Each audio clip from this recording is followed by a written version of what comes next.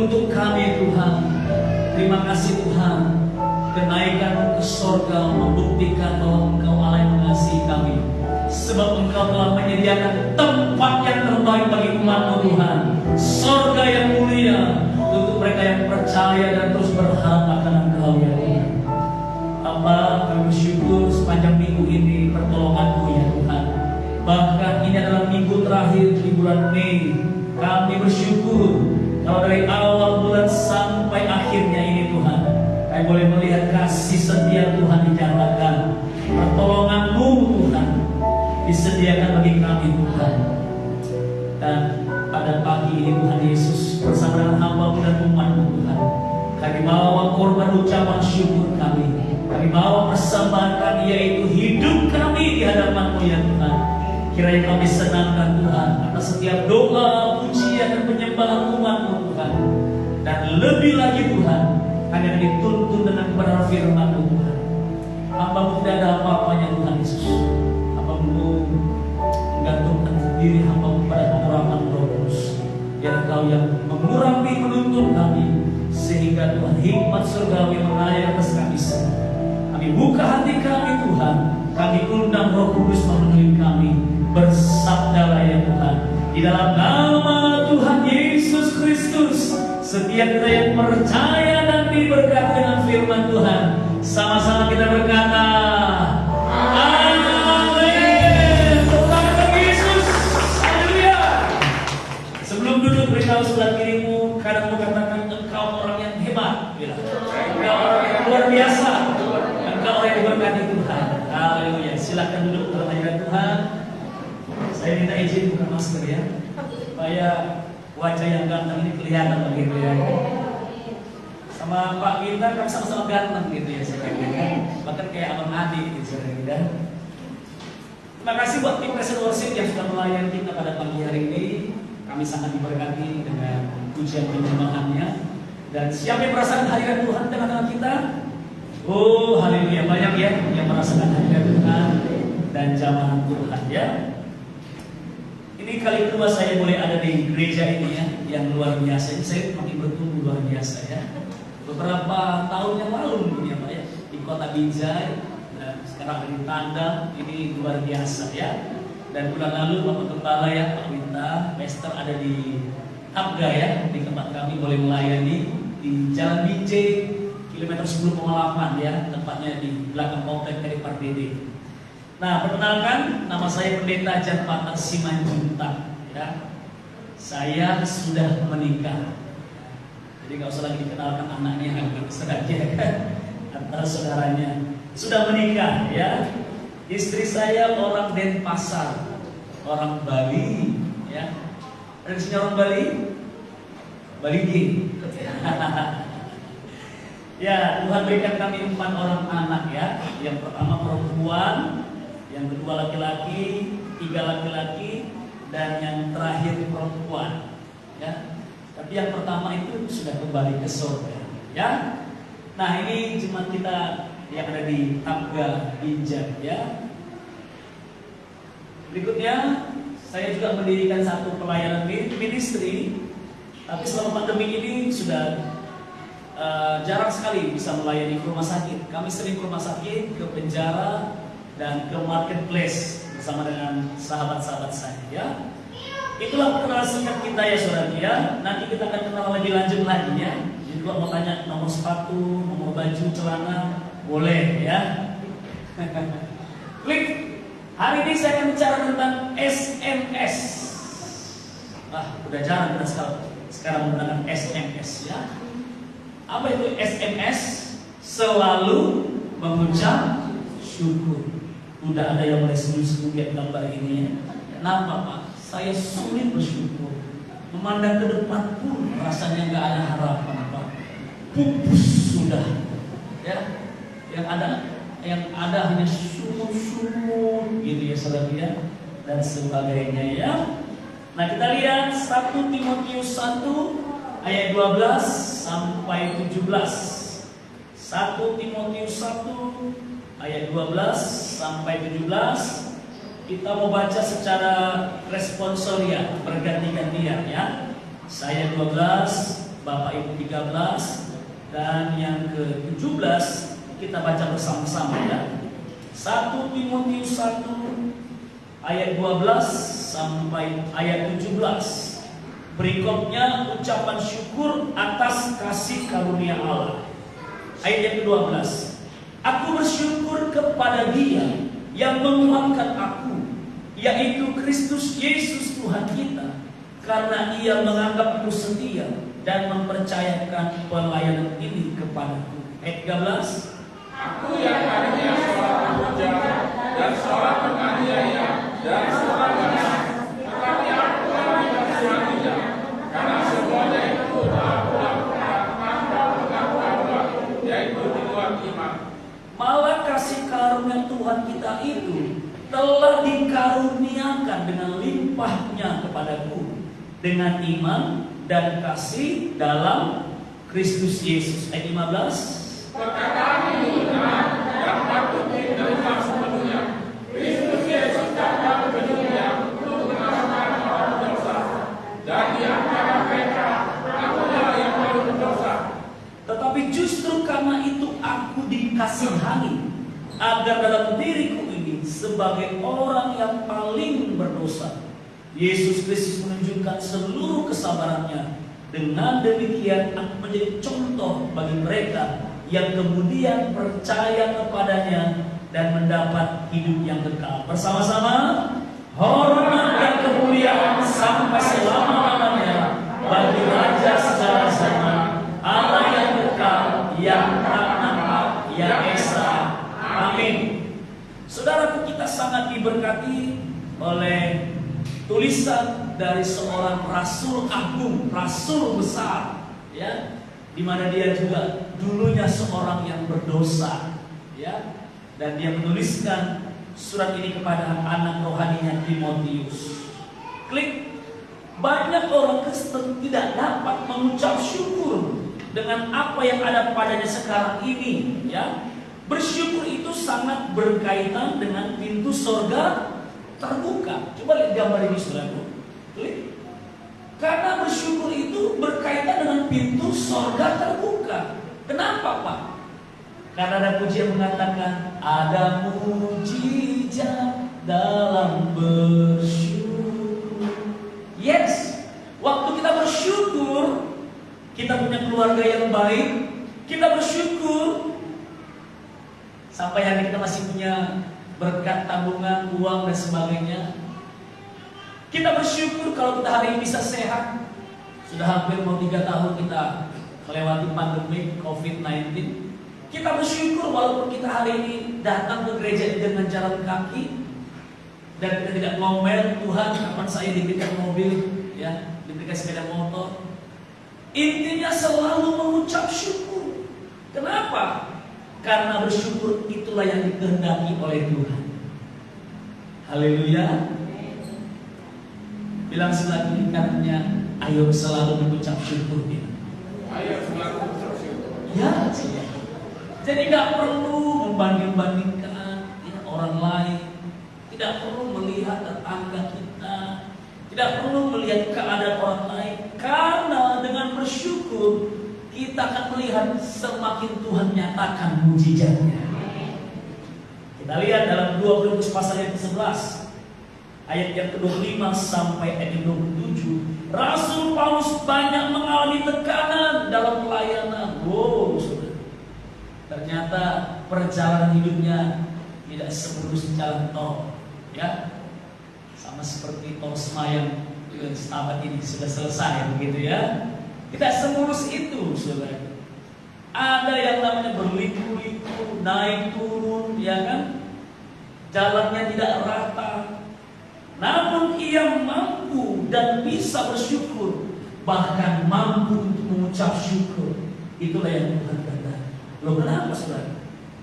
Karena dikatakan dia 3 kali karam kapal, 40 kurang 1 dia dicambuk, dia didera, ya, dia dipenjara, dia ditangkap. Ternyata ikut Tuhan justru makin banyak persoalan, makin banyak tantangan, makin banyak tekanan. Tapi menjadikan Rasul Paulus menjadi hamba Tuhan yang kuat. Katakan kuat. Yes. Jadi hamba Tuhan yang setia. Jadi hamba Tuhan yang taat, saudara. Saya mau katakan kalau hari ini bukan diproses Tuhan. Saya yakin dan percaya Tuhan tidak kejam, Tuhan tidak jahat, tapi Tuhan mau jadikan kita umatnya yang kuat. Amin. Yang tangguh, yang setia. Jadi kalau hari ini engkau banyak mengalami masalah, persoalan, tekanan, ucap syukur saja dengan Tuhan. Ya, nyanyi sembah Tuhan. Lagi ada masalah, kenapa? Di situ letak kekuatan kita. Ada orang berkata begini, iya Pak, kalau orang kaya sih nggak banyak masalah ya.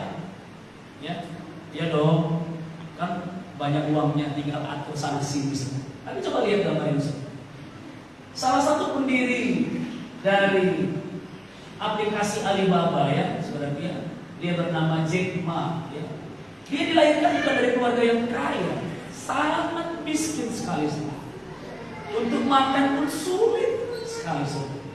Tapi tahu saudaraku, Jack Ma ini orang terkaya dalam semalam, itu sebutannya. Ya, asetnya 21,8 miliar US dollar, setara dengan 308 triliun ini beberapa puluh tahun yang lalu, ya kan? Namun di balik keberhasilannya sebenarnya tersirat kepedihan yang sangat mendalam. Jadi belum tentu orang kaya juga bahagia senang, ya kan? Punya juga masalah, punya juga tekanan. Apa itu? Yang pertama, putranya meninggal karena kanker otak pada usia 22 tahun. Wah, ya, ini masalah buat dia. Putrinya meninggal karena penyakit jantung. Istrinya menderita kanker payudara. Dan Jack Ma sendiri menderita kanker dubur, saudara. Tapi lihat saudara, dia bisa survive, bertahan, bisa kuat. Orang dunia saja bisa mengalami hal seperti itu. Bagaimana kita anak Tuhan? Tidak kuat menghadapi masalah, tidak gampang menyerah ketika ada tekanan, saudara. Maka Rasul Paulus mengajak kita untuk apa? SMS, selalu mengucap syukur. Itu yang Tuhan kehendaki. Saya tahu kita datang dengan pergumulan hari ini, banyak tantangan yang menghadapi. Tetaplah untuk apa? Bersyukur. Klik. Saya mau berikan 3M buat saudara ini. Enak banget Pak ya. Saya pulang bawa dapat 3 miliar gitu, ya kan? Mengapa kita selalu mengucap syukur? Ada 3M. M yang pertama kita lihat yuk. Ayat yang ke-15 dikatakan di situ, perkataan ini benar dan patut diterima sepenuhnya. Hati-hati, hari-hari ini banyak berita hoax, pengajaran-pengajaran palsu. Ya, jangan selalu pikir ketika dia pendeta ya di YouTube, saudara langsung ikuti programnya, saudara langsung dengar khotbahnya. Hati-hati. Ya, jangan-jangan mungkin pengajarannya salah, jangan-jangan pengajarannya menyesatkan. Tetapi saya mau katakan, firman Tuhan dahulu, hari ini, sampai selama-lamanya tiada pernah berubah. Katakan yes. Jelas dikatakan Rasul Paulus, perkataan ini benar. Apa itu? Kristus Yesus datang ke dunia untuk apa? Menyelamatkan. Garis bawahi kata menyelamatkan di situ. Menyelamatkan orang berdosa, dan di antara mereka akulah yang paling berdosa. Saudaraku, Rasul Paulus katakan, di antara kalian semua aku paling berdosa. Kenapa Pak? Dia pernah menuntut sinagogi, dia pernah mengejar orang-orang percaya, dia pernah membunuh Stefanus dan sebagainya, saudara. Jadi kalau dilihat masa lalunya itu tidak ada yang bisa dibanggakan. Ya. Dan saya mau mengajarkan kita pada hari ini, jangan bangga dengan masa lalu kita. Iya kan? Apalagi kita berkata, aku masih seperti yang dulu. Dulu sudah kita kumpulkan manusia lama, kita bangkit menjadi manusia baru. Katakan amin. Amin. Makanya Rasul Paulus itu bersyukur setiap hari kepada Tuhan. Karena apa? Karena dia menerima kasih karunia. Sebab apa? Sebab ia telah diselamatkan. Katakan diselamatkan. Diselamatkan. Inilah kita bersyukur, saudara. Kalau hari ini Bapak Ibu sudah terkasih boleh duduk beribadah di rumah Tuhan ini, saya percaya karena engkau telah menerima keselamatan. Ya. Apa itu keselamatan? Kita lihat, klik saudara. Keselamatan itu adalah anugerah Allah yang diterima oleh iman. Ya. Jadi bukan karena usaha perbuatan baik kita, amal kita, budi kita, tidak. Tapi karena kita beriman kepada Allah, kita menolak pandangan bahwa keselamatan itu merupakan pekerjaan baik, amal yang dibuat oleh manusia. Efesus 2 ayat 8-10. Dan jaminan keselamatan itu selalu kita miliki ketika kita tetap tinggal dalam Kristus. Katakan tinggal dalam Kristus. Karena hati-hati banyak pengajaran sekarang tentang keselamatan. Oh, nggak apa-apa, bisa berbuat dosa lagi kok. Kan keselamatan nggak bisa hilang. Sekali selamat tetap selamat dan sebagainya. Hati-hati. Banyak pengajaran-pengajaran yang menyimpang hari ini. Ya. Tapi saya mau ingatkan kepada kita semua. Jaminan keselamatan adalah ketika kita selalu tinggal dalam Tuhan, dalam Kristus. Setelah diselamatkan, orang percaya harus mengerjakan. Katakan mengerjakan.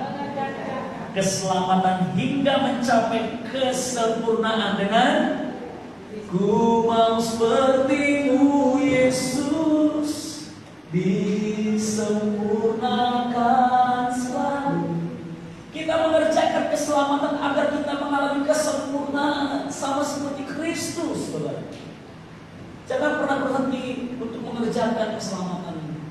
Jangan pernah kita mau berdiam diri melipat tangan di rumah. Aduh, tadi malam Liga Champion kan, aduh final kan, aduh udah enak tidur di rumah ini kan kantuk.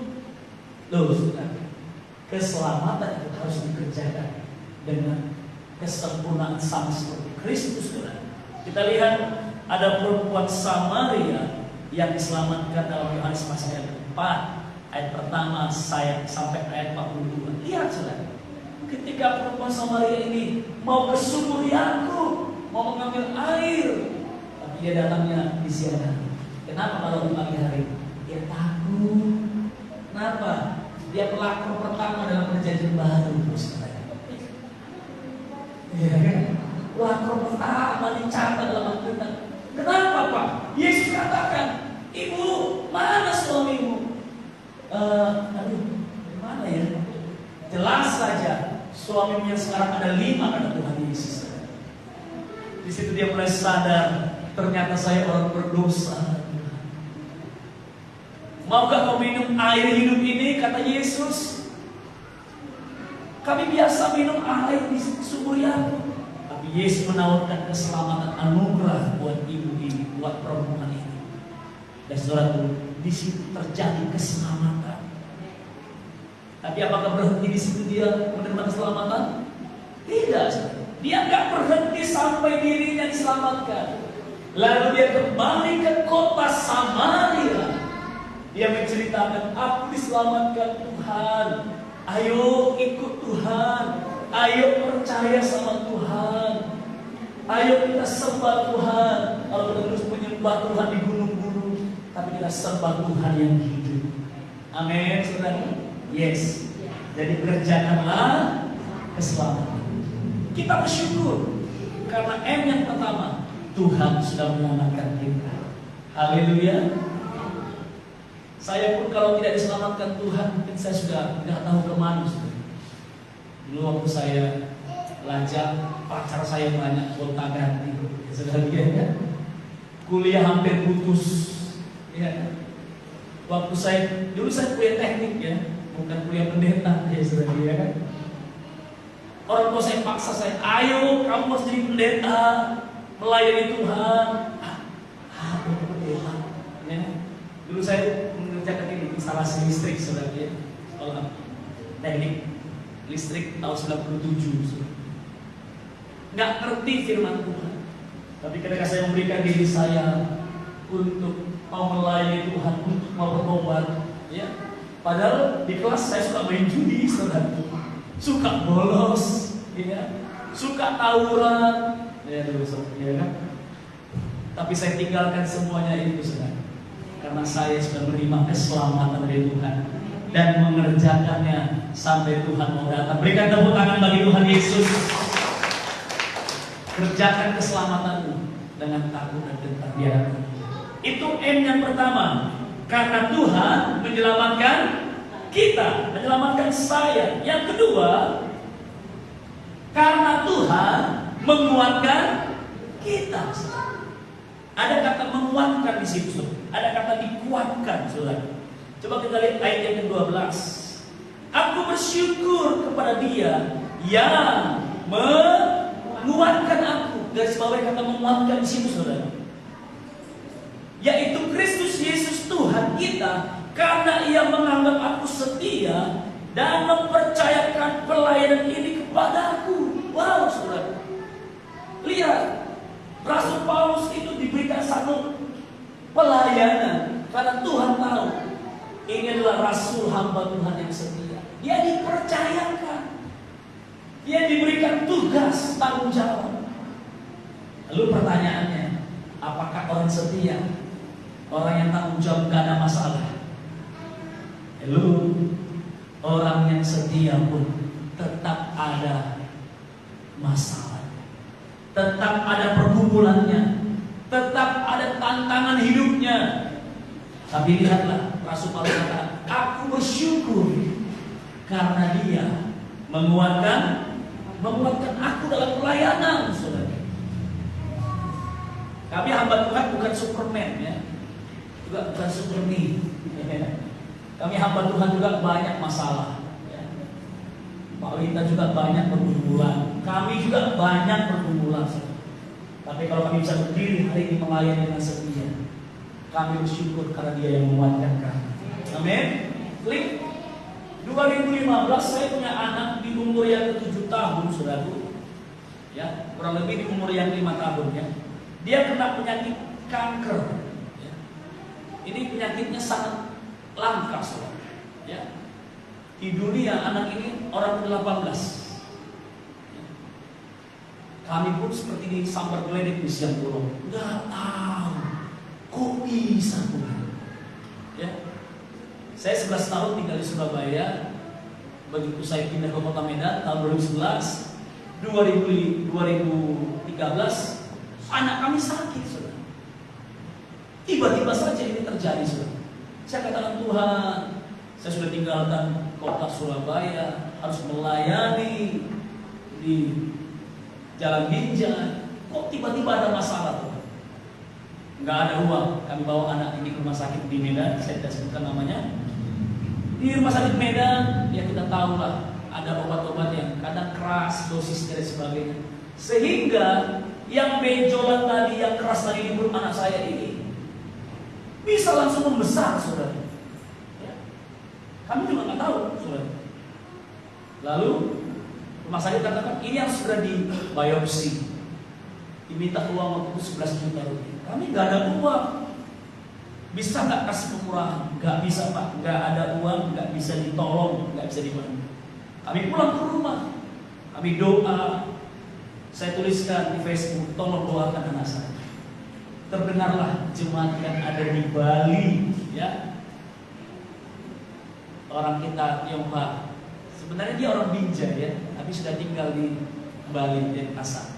Dulu dia seorang pemandu tur di Dantoba, tapi waktu itu Dantoba lagi sepi. Dia pindah ke Bali. Dia katakan, Pak, coba bawa ke Singapura anaknya, nanti kami ongkos. Saya bawa ke Singapura dan dia juga berikan uang untuk berobat 5.000 dolar Singapura. Ya. Sampai di rumah sakit Singapura, profesor terbaik di Asia kata, ini kanker, ya. Dan diteliti lagi, saudaraku, maka muncullah nama kankernya adalah sarkoma. Kita jarang dengar, ya. Dan sudah stadium akhir. Semua hasil yang dari Medan saya bawa, dia katakan ini penyebabnya sehingga dia dirangsang menjadi ganas. Saudara, saya tak bisa berkata apa-apa lagi, semua. Jadi gimana, Prof? Harus dioperasi, harus kemoterapi dan radioterapi. Bapak tinggal kurang lebih hampir 6 bulan di Singapura. Jadi berapa Pak yang kami harus bayar? Ya, mungkin sekitar 20.000 dolar Singapura. Aduh, uang saya cuma 5.000. Diminta 20.000. Waktu itu $1 kursnya sekitar 6.900, 6.800 sekian. Kalau dirupiahkan itu sudah hampir 200 jutaan. Dari mana Tuhan uang? Setiap hari tagihan datang, saya hanya baca tagihan rumah sakit.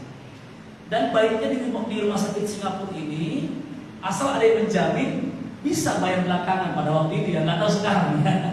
Pada waktu itu bisa dijamin, saudara. Kalau ada orang Singapura yang menjamin, ya bisa berobat uang belakangan, saudara. Ya itulah memang hebatnya negara luar negeri ini, saudara. Ya. Jadi kami masih lama tinggal di Singapura, kurang lebih 3 bulan, saudara. Kemo, ya dan sebagainya, setiap hari rumah sakit, ya. Klik lagi, setelah di kemoterapi, radioterapi, anak ini sehat, ya 2 tahun dia sehat. Namun di akhir 2014, klik lagi, maka kanker ini menyebar. Karena memang profesor sudah katakan ini penyakit langka, obatnya pun belum ada. Jadi kita hanya berharap pada Tuhan. Dan profesor sudah give up, angkat tangan. Kami disarankan untuk pergi ke Guangzhou. Saya pergi ke Guangzhou selama 3 bulan, saudaraku. Ya walaupun nggak bisa bahasa Mandarin, hanya bisa ini hauma, sesi dan sebagainya. Saya sampai ke Guangzhou, katanya di sana ada transplant sum-sum, ya. Jadi saya tunggu selama 3 bulan. Ternyata sum-sumnya tidak ada yang sama, ya. Pada waktu itu sudah terkumpul dana sekitar kurang lebih hampir setengah miliar untuk berobat ke China. China pun juga angkat tangan. Kami disuruh kembali ke Singapura, kembali ke kota Medan, saudara. Klik lagi, sampai pada akhirnya anak ini sudah harus menggunakan morfin dengan dosis yang tinggi untuk menghilangkan rasa sakitnya karena kankernya sudah menyebar kemana-mana. Satu kali waktu saya di ruang ICU bersama dengan anak saya, waktu itu sudah umur 7 tahun kurang. Nah, Papa mau tanya, kamu marah nggak dengan Tuhan? Saya bilang begini, oh tidak Papa, Tuhan itu baik buat saya. Kamu sakit, kamu terbaring, kok kamu katakan Tuhan baik?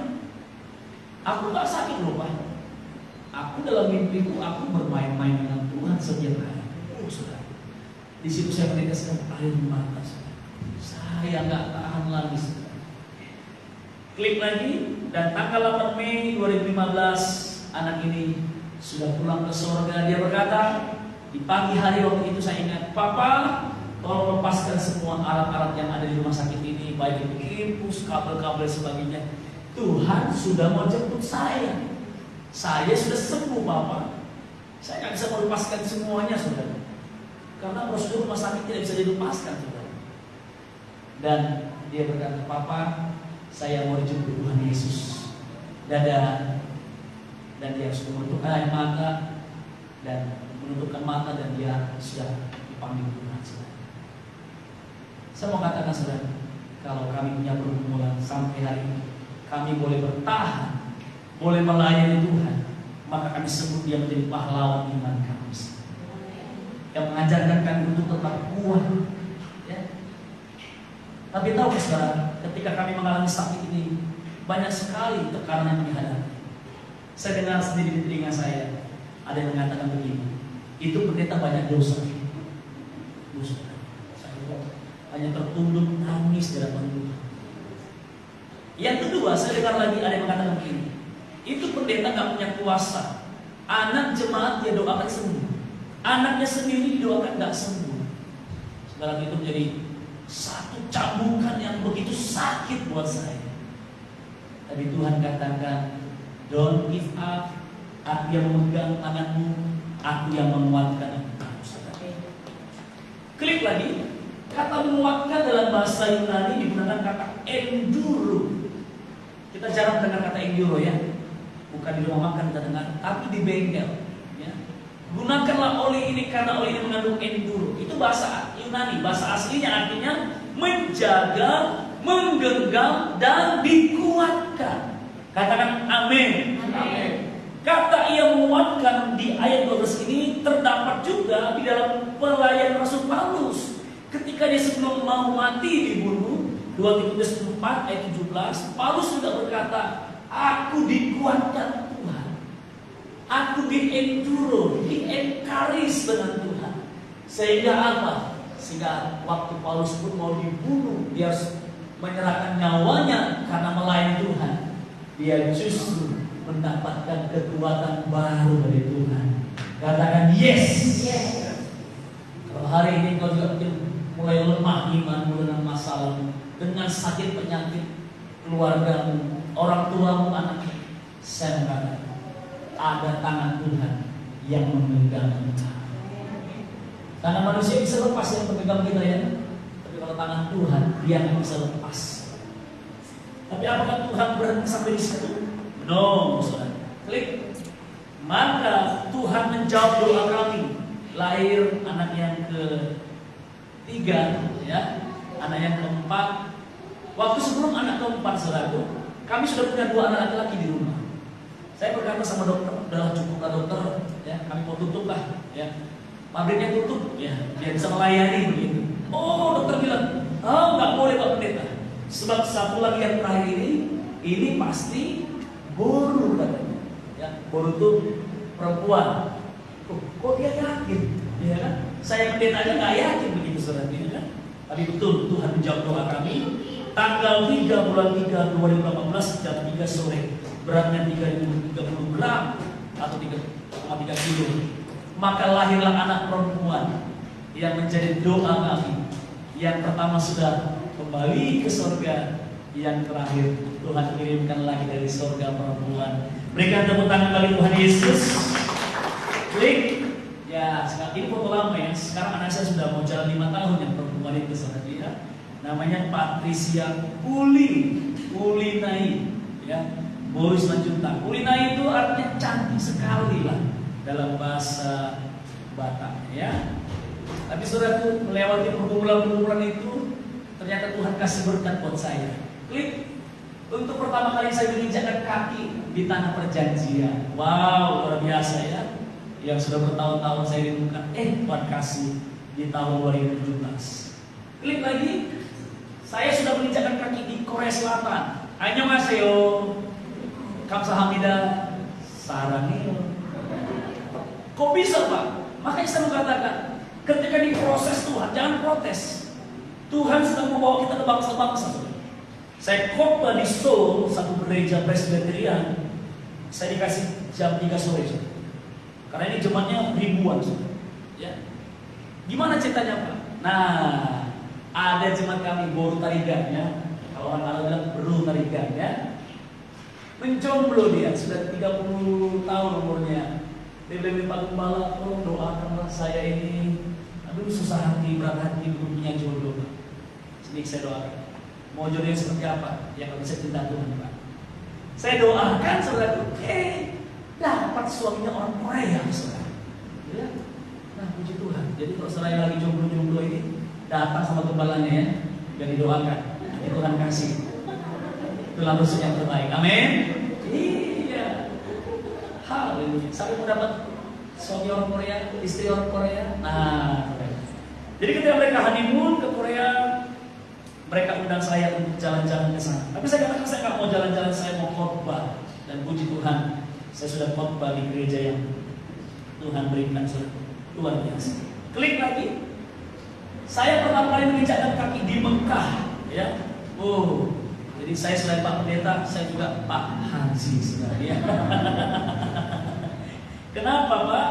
Karena waktu itu semua penerbangan habis. Yang ada tinggal Saudi Arabia, turunnya di Jeddah, ya. Jadi puji Tuhan sudah berangkat ke sana, ya.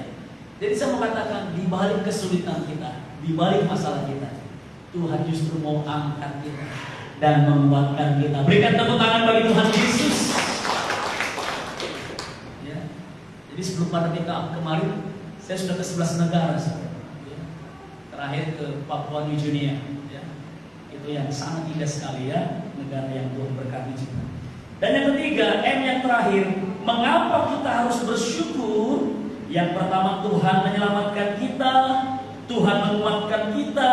Yang ketiga, Tuhan mengasihi kita. Ayat 13. Aku yang tadi seorang penghujat, seorang penganiaya, dan seorang ganas, tetapi aku telah dikasihaninya, karena semuanya itu telah kulakukan tanpa pengetahuan, yaitu di luar imanku. Saudara lihat, hidupku sebelum ikut Tuhan itu kayaknya mulus terus ya Pak ya.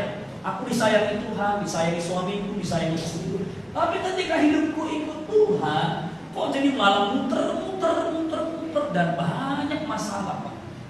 Saya bisa mengatakan, sekalipun mungkin manusia mengecewakan, akhir Tuhan yang mengasihi. Amin. Ya. Seringkali di mana saya pelayanan, seringkali saya lihat ini menjadi masalah. Apalagi di masa-masa pandemi ini, angka perceraian meningkat. Kenapa? Hari-hari ini banyak orang kehilangan kasih. Ya. Apalagi tahun-tahun yang lalu kan, sakit nggak bisa dikunjungi, ya kan? Nggak bisa didoakan, ya kan? Hanya bisa video call, Zoom dan sebagainya. Rasanya kalau nggak disentuhkan juga gimana ya? Makanya saya mengatakan kita harus syukur kepada Tuhan, sebab Dia itu mengasihani kita. Kata mengasihani, coba mundur lagi. Itu muncul kata eloko ya. Oke. Enggak. Pas tadi kasih. Ya, eloko. Ternyata bukan saja sekedar Tuhan itu mengasihani kita, tetapi Tuhan itu memberikan belas kasihan untuk kita. Amin. Apa itu belas kasihan? Belas kasihan itu, ini loh saudara, Tuhan itu gak hanya sekedar kasihan, tapi Dia mau mengangkat kita. Itulah belas kasihan. Mau mengadopsi kita, mau membawa kita ke tempat yang tidak ada air mata lagi, saudara. Tapi ada mata air kebahagiaan, saudara. Itu makanya suami istri hari ini kau kehilangan kasih, anak-anak bilang kasih orang tua, jangan sedih, sebab ada kasih Yesus tercurah buat kita semua. Katakan yes. Coba lihat pembicaraan suami istri ini semua. Nah, ini pembicaraan suami istri yang baru menikah. Jadi kasihnya itu masih hot banget ya. Jadi S itu suami, I itu istri. Saya bacakan. Suami berkata, akhirnya aku sudah menunggu saat ini tiba sejak lama. Istrinya berkata, apakah kau rela kalau pergi? Tentu tidak. Jangan pernah kau berpikiran seperti itu. Apakah kau mencintaiku? Tentu selamanya kau tetap pergi. Apakah kau pernah selingkuh? Tidak, aku tidak pernah melakukan hal buruk itu. Maukah kau menciumku? Ya. Istrinya berkata, sayangku. Sweet ya, manis ya, karena baru menikah, ya kan? Masih hot cinta. Tadi kita baca dari atas ke bawah. Setelah 10 tahun menikah, kita baca dari bawah ke atas. Istrinya berkata, sayangku. Suami menjawab, ya. Maukah menciumku? Tidak. Aku tidak pernah melakukan hal buruk itu. Apakah kau pernah selingkuh? Tentu. Selama yang tidak begitu. Istri mulai menangis dan berkata, apakah kau mencintaiku? Tentu tidak. Jangan pernah kau berpikiran seperti itu. Apakah kau rela kalau aku pergi? Akhirnya aku sudah menunggu saat ini tiba sejak lama. Loh, saudara, kita mau baca yang mana? Dari bawah ke atas, apa dari bawah? Dari atas ke bawah. Ternyata kadang-kala untuk memahami pria dan wanita ini sangat sulit. Coba lihat gambar ini, saudara. Memahami pria itu ternyata bukunya sangat tipis sekali, saudara. Ya. Iya benar, saudara. Karena pria itu simple, ya kan, gak ribet dan sebagainya. Tapi memahami hati wanita, saudara. Itu baru bisa ditambah terus jilid bukunya kan, episode 1 sampai episode 30.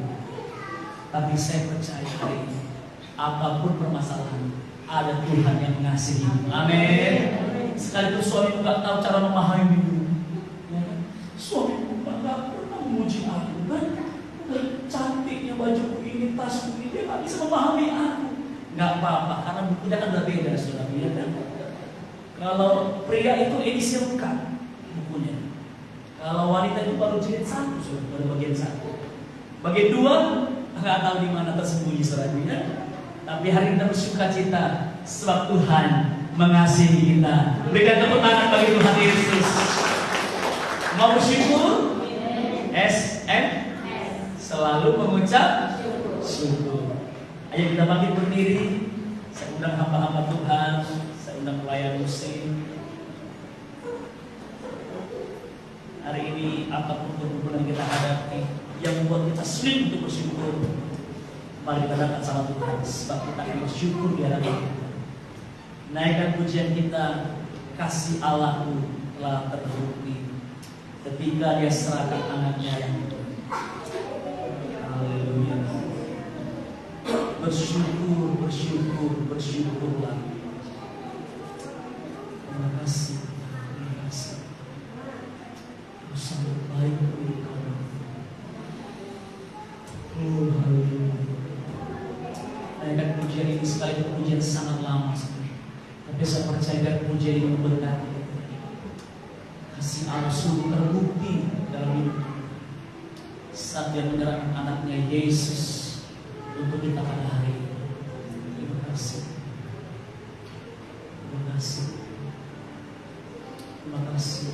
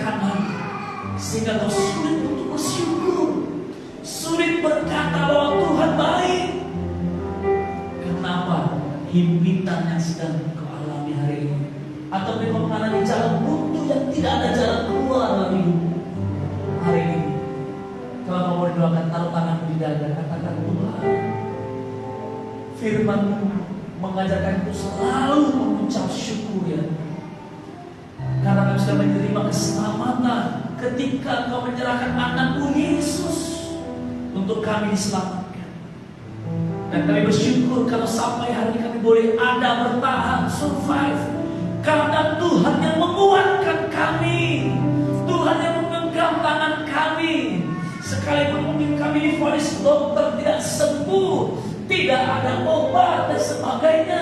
Sekalipun mungkin himpitan ekonomi, tak bisa mengatakan ada tangan Tuhan yang menggenggam engkau. Datang kepada Yesus hari ini. Dan yang ketiga, kalau engkau mengalami kekurangan kasih, kehilangan kasih, engkau merasa tidak ada yang mempedulikan aku lagi, tidak ada orang yang mengasihi aku lagi, bahkan aku seringkali direndahkan, dijatuhkan, bahkan seringkali dilempari dengan opini-opini yang busuk, digosipkan. Hari ini saya mengatakan ada Yesus yang memahamimu, ada Yesus yang mengasihimu, dan Dia memiliki ikhlas kasihan untuk membawa engkau keluar dari masalah. Hari ini katakan, Tuhan, aku terima jamaah, aku terima kesembuhan, aku terima mujizat-Mu ya Tuhan. Dan aku percaya hari ini Tuhan menyembuhkanku, Tuhan membebaskanku. Mari terima kesembuhan dalam nama Yesus. Engkau tidak sama saat engkau datang, engkau pulang dilepaskan, beban beratmu digantikan dengan sukacita, kemenangan dari Tuhan. Hari ini raih janji Tuhan, raih kemenangan daripada Tuhan. Mari angkat tanganmu bersama-sama, naikkan pujian ini, bersyukurlah.